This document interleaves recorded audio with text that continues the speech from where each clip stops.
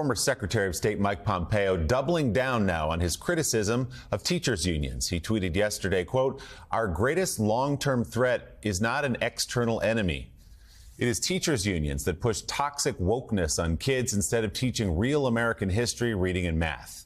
That tweet came a day after Pompeo's interview with Semafor, where he called Randi Weingarten, the head of the American Federation of Teachers, the most dangerous person in the world. Joining us now is the president of the American Federation of Teachers, Randi Weingarten.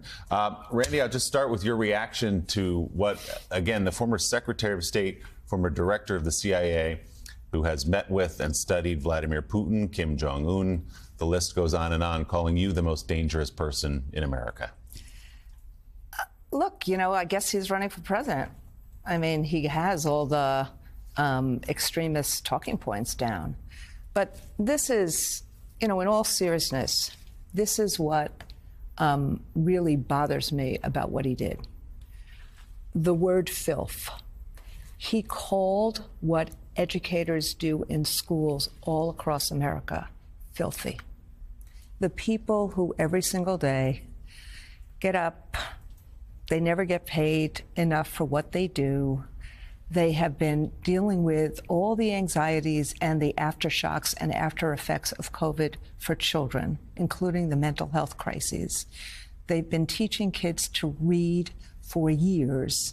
We teach AP, we teach CTE. I could go through all the mnemonics.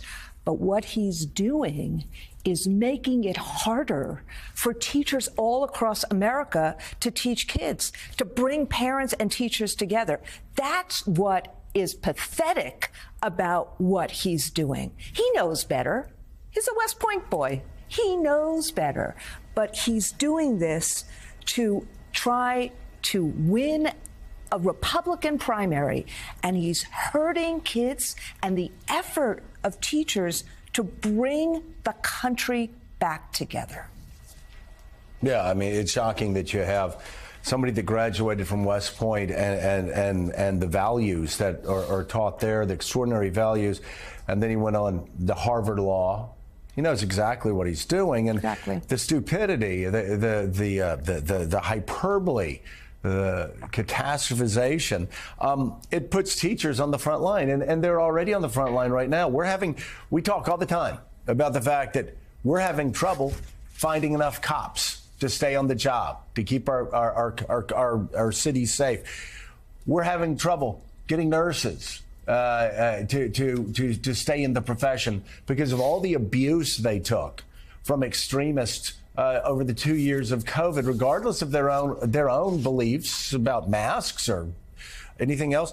And the same thing with teachers. Yeah. The same thing with teachers, Randi. And listen, you and I, we should have a really good debate about some of these issues around wokeness.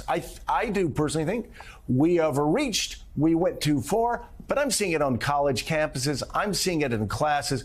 I'm seeing sort of this balance, this discussion. I've seen many schools have thoughtful conversations with parents, and they're getting to a good place where they're balancing competing interests. And then you have somebody that's a Secretary of State and CIA director just trying to blow everything up for political purposes. It's really disgraceful. Look, as you know, and Joe, you and I have had many a debate about issues. Heated debates. Yes. We have. Which is fine. Yeah. But that's the American way. To have a debate about issues, to be able to disagree about issues without immediately going to hating your colleague or your fellow American. And that's, I'm a social studies teacher. I'm also a lawyer. I'm also the head of a union. My job as a social studies teacher is to actually help kids learn how to think, to deal with complicated and conflictual matter, to teach honest history. I mean, Al and I, the Rev and I have spent how many years in New York trying to navigate through all of that.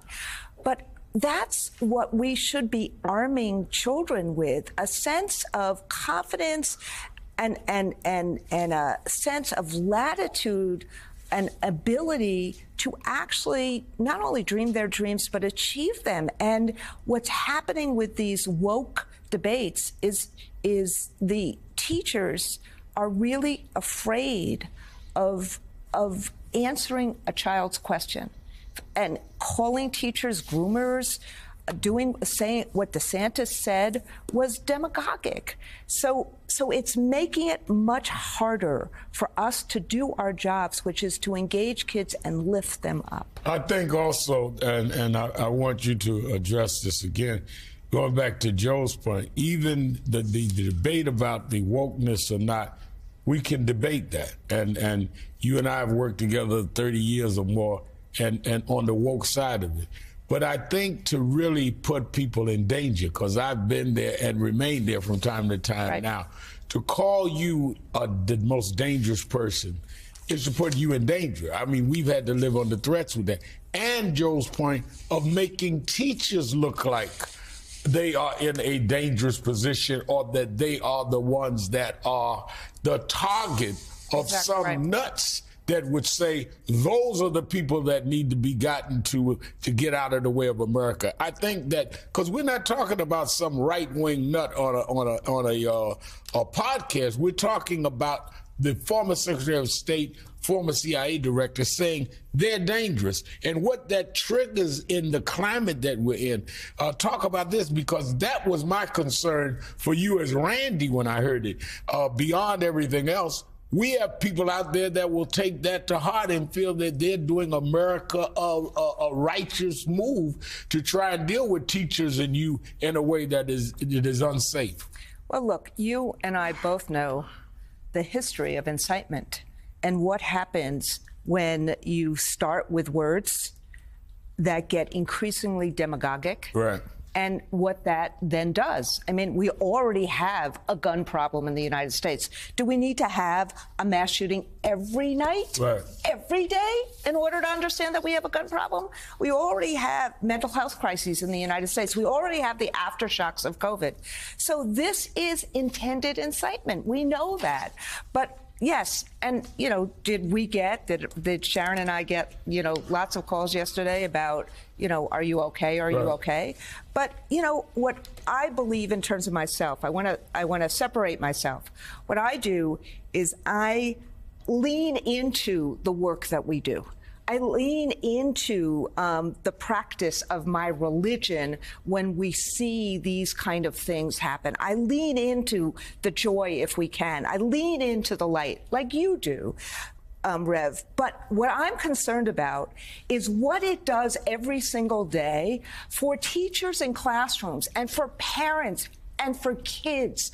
If you call the teaching of Anne Frank filth, if you call the teaching of Ruby Bridges filth, what does that do in terms of comedy? What does that do in terms of the common good? What does that do in terms of bringing people together? And what schools are about we are about the foundational work of the United States of America. We are about not only kids dreaming their dreams and helping them thrive, but how you bring the United States together, red, white, red, blue, independence. That's what it hurts. And that's what a Secretary of State knows. And the fact that he's doing this is not only shameful, but it's pathetic. And it says volumes. It speaks volumes about what that party has become.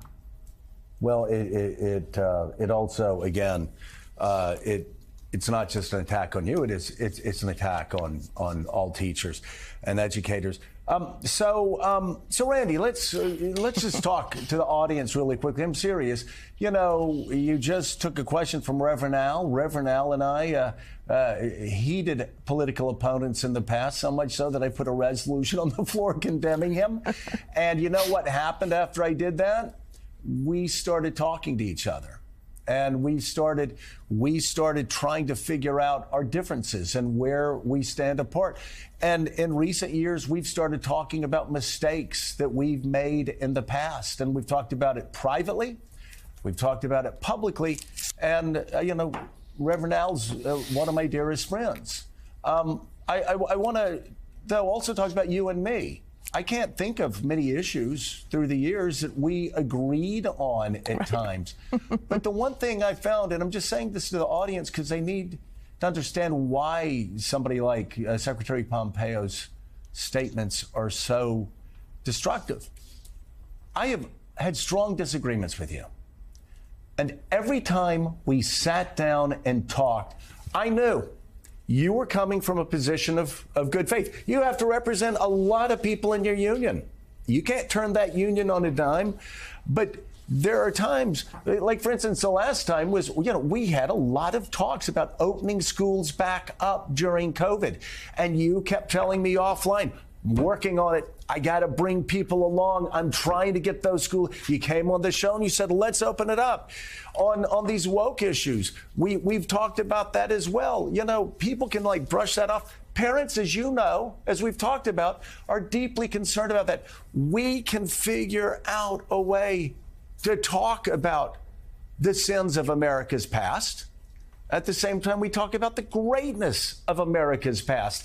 And you and I, we have conversations. We both get to that same place. Yep. But we have to be able to talk without this hyperbolic, again, catastrophizing. That just short circuits our discussions. And what I would just say, Joe, is that, look, you and I, we're public figures. We're also used to the slings and arrows. And we're willing to get up and engage in it. And we understand that that is the promise and potential of America. And we do that because we know that when that our unity or the things that bring us together are probably much more important than what divides us. But what I'm saying is that a teacher in a classroom right now, or a parent who's watching this, who's concerned about her or his child right now, they feel alone in so many different ways. And they don't have the agency that you and I have, Joe. And when I hear Pompeo do this about saying that what is taught is filthy, or attacking teachers, or attacking their representative who's been reelected by them, it makes people feel more alone and more isolated.